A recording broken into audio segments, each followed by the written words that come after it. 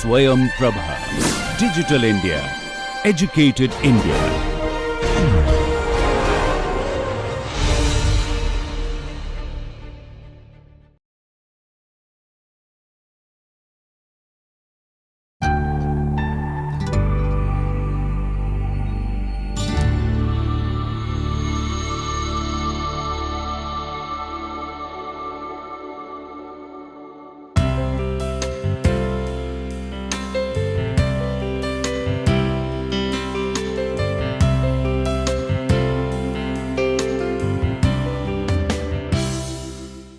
Good morning to lecture number 8 in the lecture series of Introduction to Interaction Design. So, in the last lecture we saw the role of cognition and how understanding the human cognition, how it processes information, how it retrieves information is very important for designers to design better interactive applications for human use. So, in today's lecture we will see the role of social interaction, that how the social interaction is important, and this whole fabric of social interaction is really important to understand for designers, so that we are able to integrate some of those important factors that govern how we interact with other people. And because technology is now entering into our life in such a way that it has really enmeshed itself, wherein we now also talk with people who are much away from us. So, the way we interact with people or how our social connections are designed or how we operate within those, it will also govern that how do we design better interactions. So, humans are social animals, and we like to work together, learn together, we live together, we do not like to be isolated. And recently, in the past couple of decades, a lot of technologies have been developed which specifically help enable us to persist in a social realm wherein we are not even physically probably present there. So, this includes smartphones that almost everyone of us has now, video chat, social medias, gaming, messaging, all of these really help us get involved in the social practice even when we may be virtually present there.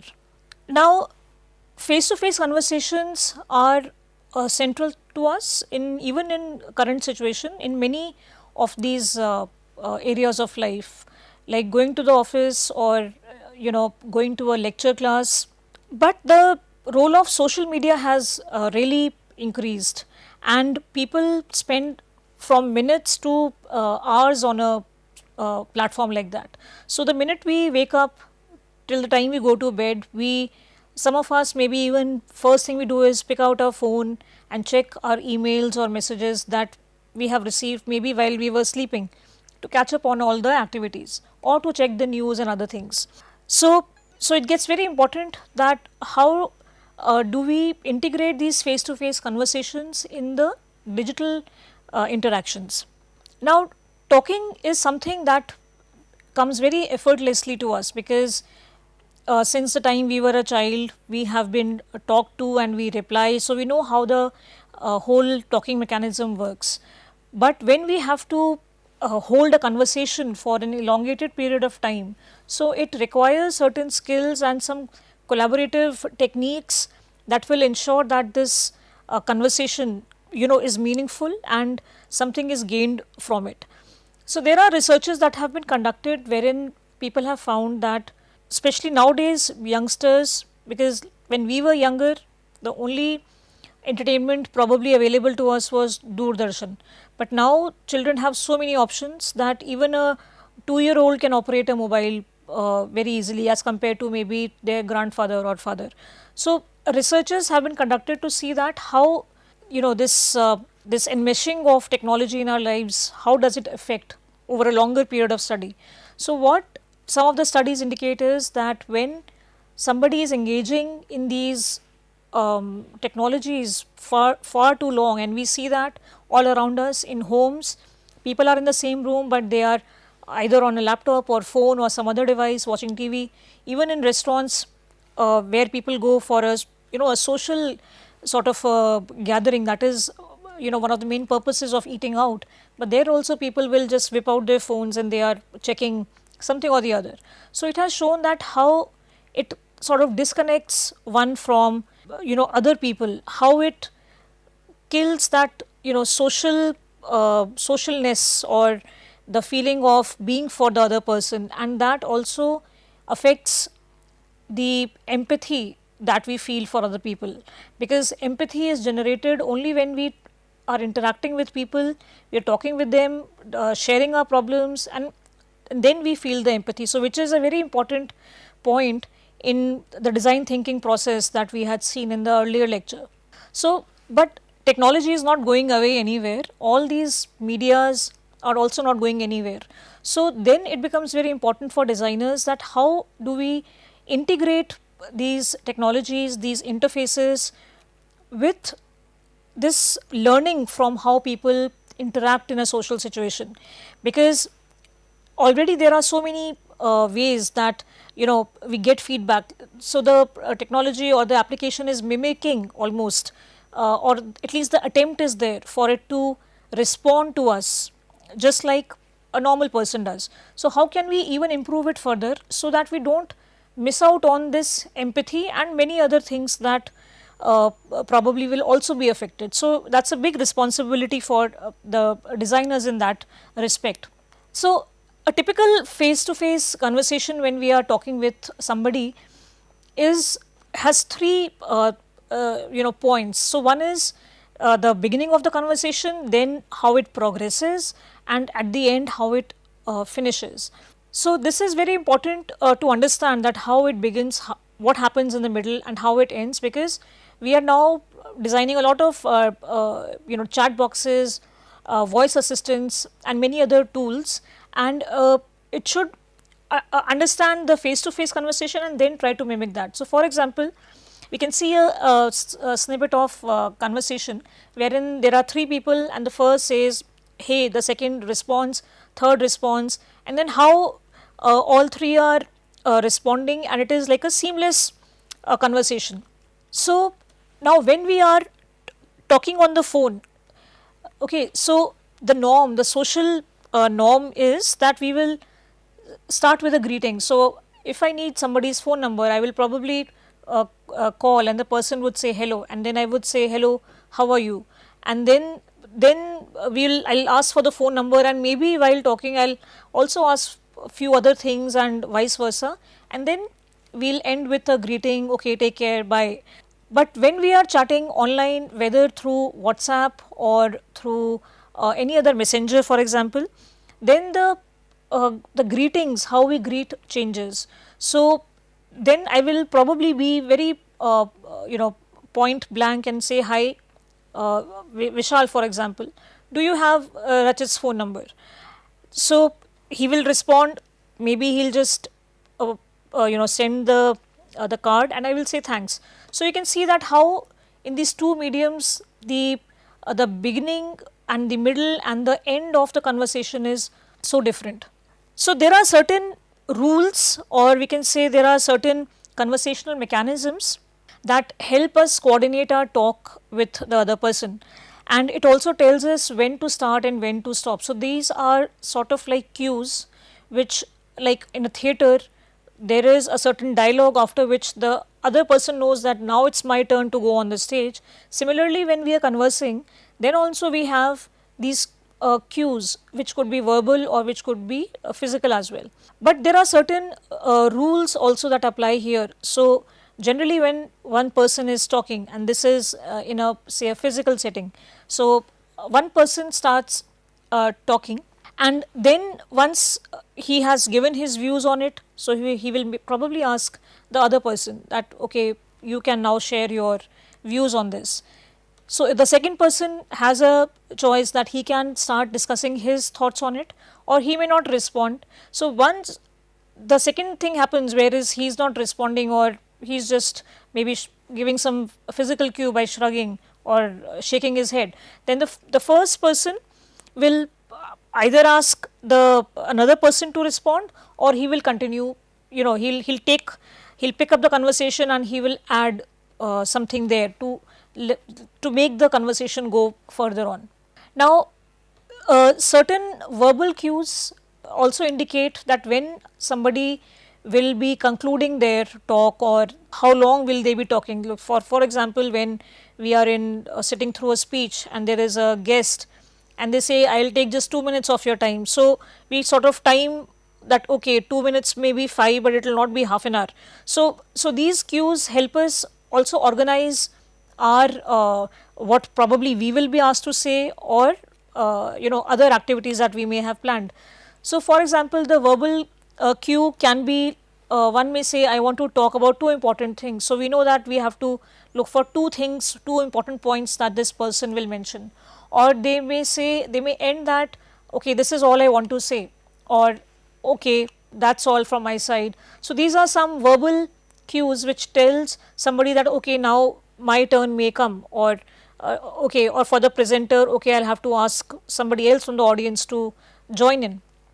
And in the physical, cues can be walking away, or some facial gesture, or some physical body indication which tells that okay, I'm done with this. So how does that work when it is a digital medium? So we have seen during COVID, when we were teaching, learning online, so how the prompting happened, how the teacher would ask the student to speak, and then how much time it would take for the student to respond. So there were many other challenges. Sometimes something did not work, or maybe we could not see because the camera was not on, so we could not get a physical cue. So there are challenges when we are working on a digital platform, but how do we make it as seamless as a physical conversation is something that we need to see. Then there's another thing, which is the adjacency pair. So adjacent pairs next to each other, so which means that conversational turn taking, so wherein the conversation will be started and then somebody else will take over it. So there are two utterances. So utterance as in uttering, or utter or speak, and two people, one after the other. So here is a couple of examples. So wherein call or beckon, so where the response will come. So I will say waiter, and then the person will say, yes sir, yes ma'am.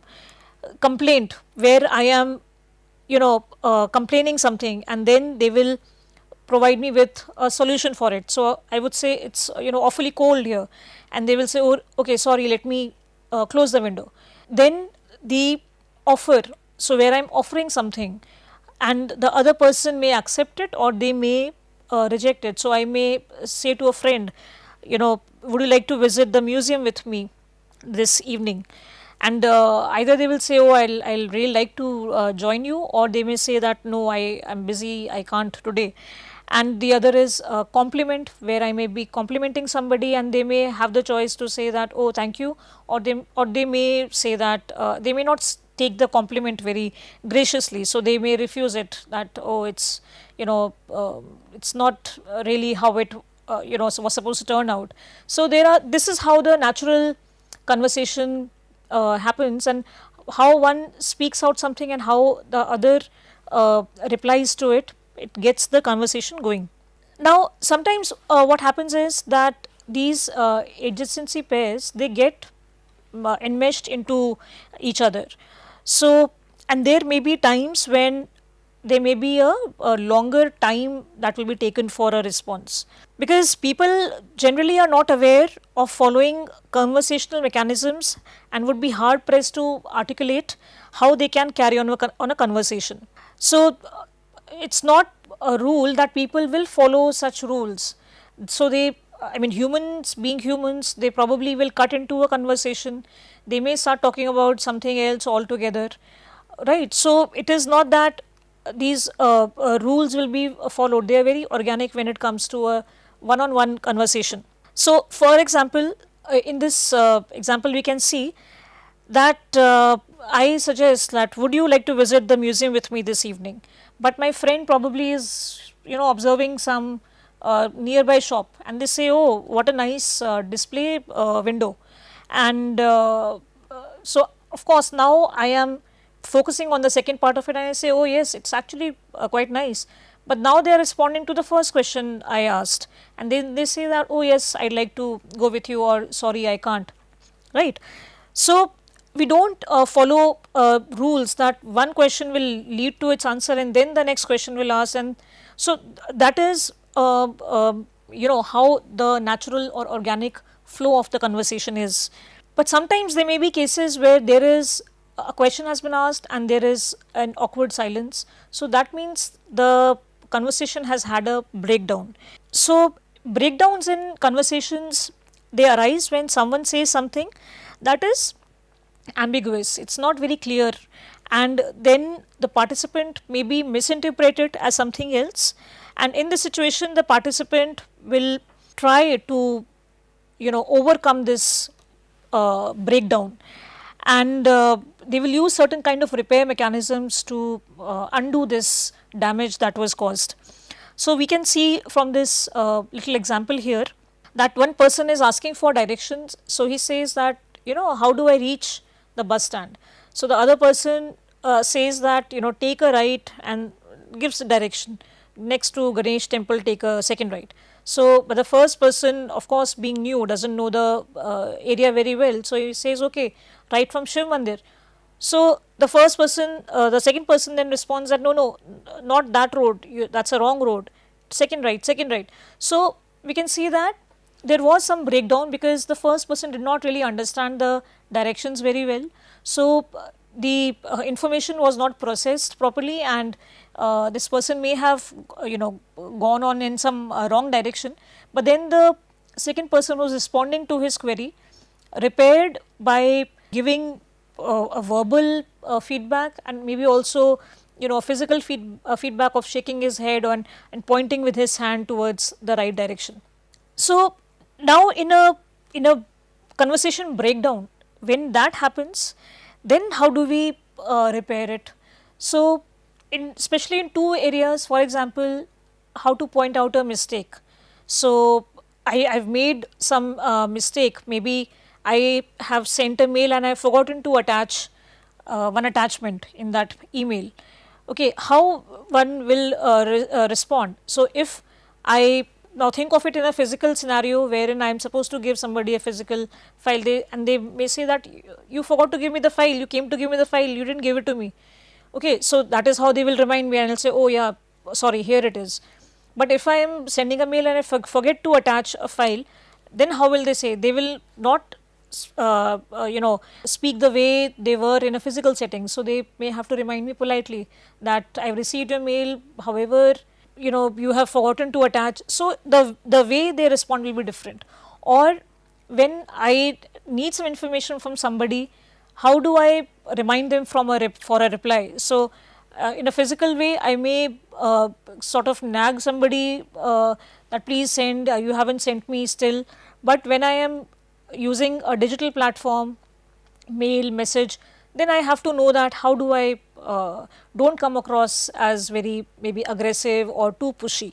Now remote conversations, as we know, are becoming increasingly popular in recent years, especially due to the technology and also the rise in remote work, and especially after COVID we have seen people are working from home quite a bit. So this helps people to communicate and collaborate. That is what we want, because in a physical setting it's always a teamwork. In whatever field we go, there will be several people working together on a project, and we want to maintain this also when we are working remotely, that how can we communicate, collaborate, not only from our organization but also maybe from some other country, because now all the areas are becoming interdisciplinary, transdisciplinary, and we can have international collaborators.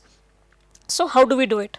So now it is becoming specifically important because it allows us to communicate, and they all have their own unique features and benefits, and depending on our requirement we can choose which mode we want to use. So for example, for this particular task, what is the best way?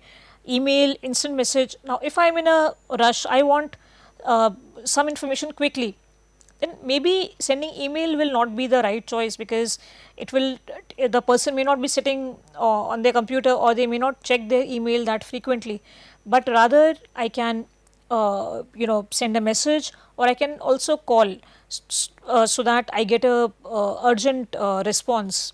Or if we are collaborating, we are working on a project together, then maybe the best way would be to have a video conference where we can also share our screen, and we can discuss our way forward on that screen.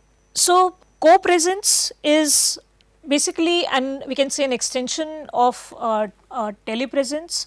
Telepresence nowadays is it's becoming very popular, wherein people who may not be there, but they are present in another mode. So if in hospitals, it is becoming increasingly popular, wherein patients who are not diagnosed, or who are not checked by maybe a real doctor, but he is present and he is asking the patient about the symptoms.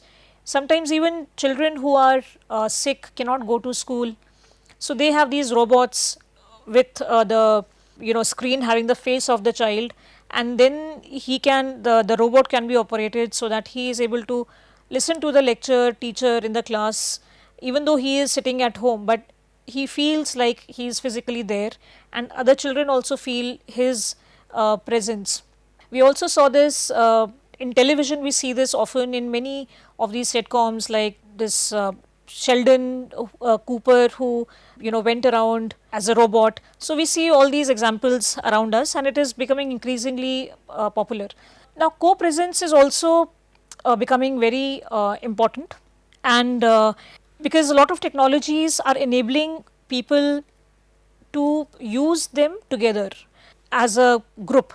So the motivation for this is to enable co-located groups to collaborate more effectively when we are working or learning or socializing.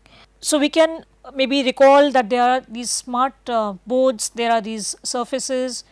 Even Teams is this Microsoft platform which allows people to put up their work, create assignments, review the work as a team. Even Figma, the software, a number of people can work on it on the same file. People can work, they can modify it. You can also control that who accesses what in that file. So there are all these options are available, so that people are not working on the same work in their different silos, and then they have to put it all together. Rather, one place where whoever gets the time goes on the platform, adds his or her bit, and then the other person adds their part of the work. So it makes the whole system more efficient. So when people are working closely together, so they talk to each other, they are giving commands, and they are letting people know that how are they progressing in that tasks. So for example, if I have to shift the sofa to another wall in another corner in my house, then I will be instructing the person that little left, little right, yes, okay, on put it down. Or if we are putting a poster, that it's straight or not straight. So we are giving these verbal instructions. Okay, so and along with these verbal instructions, there are also non-verbal instructions which are given by our physical body. So we will maybe nod our head or shake our head, or do some other, give some other cue, so that the person knows that whether they are in the right direction of what is expected of them or no. So co-presence has another aspect, which is awareness. So when we are, for example, say at a social gathering, and we are maybe talking with somebody, but at the same time we are also through a peripheral vision, we are also aware that what is that group of people doing, or what is the other group of people doing. So we know that how is somebody's mood getting little, somebody is getting upset, or somebody is sitting alone in a corner. So we, while we are talking, conversing, and we are responding, but we are still aware of our surroundings. So this is quite similar, that how this how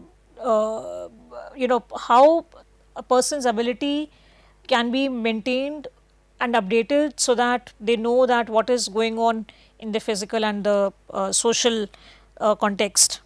Now, these learnings from co-presence, that how people like to collaborate, how they like to work together, how they have that peripheral understanding of activities going on around them. So, this information or this knowledge is very useful when we are designing interactions for shareable interfaces. So, one assumption here is that shareable interfaces provide more opportunities for flexible kinds of collaboration compared with single user interfaces. So, with the help of fingers, making the screen like zooming in, zooming out, using pens, annotating with different colored pens.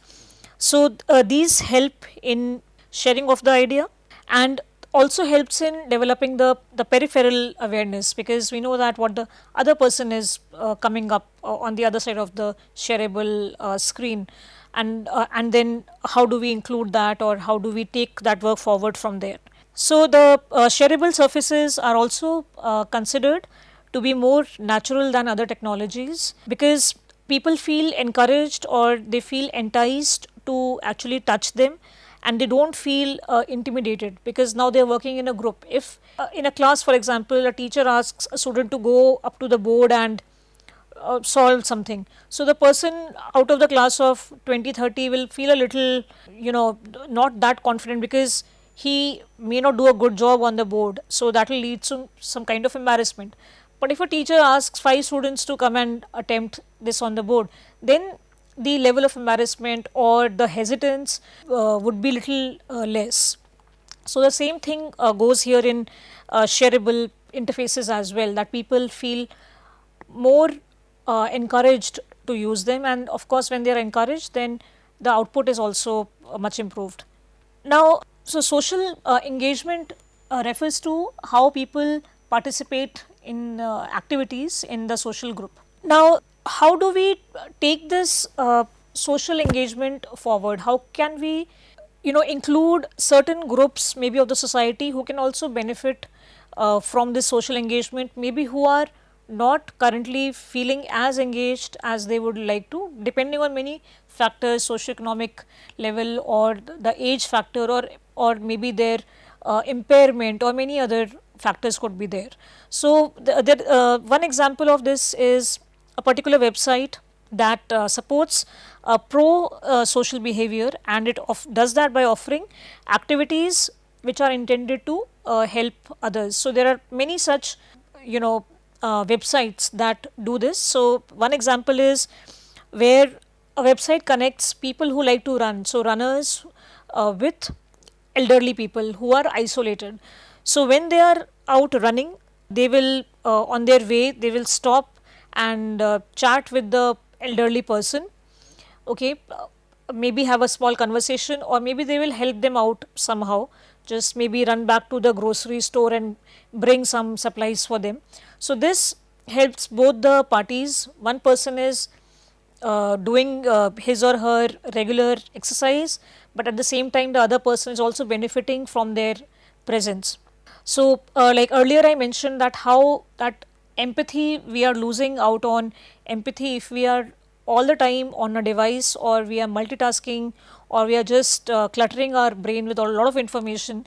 Then some of these social engagements can actually, when they are embedded into these systems, they can help decrease the damage that it may cause. So, we have to find these innovative ways in which the society can also benefit.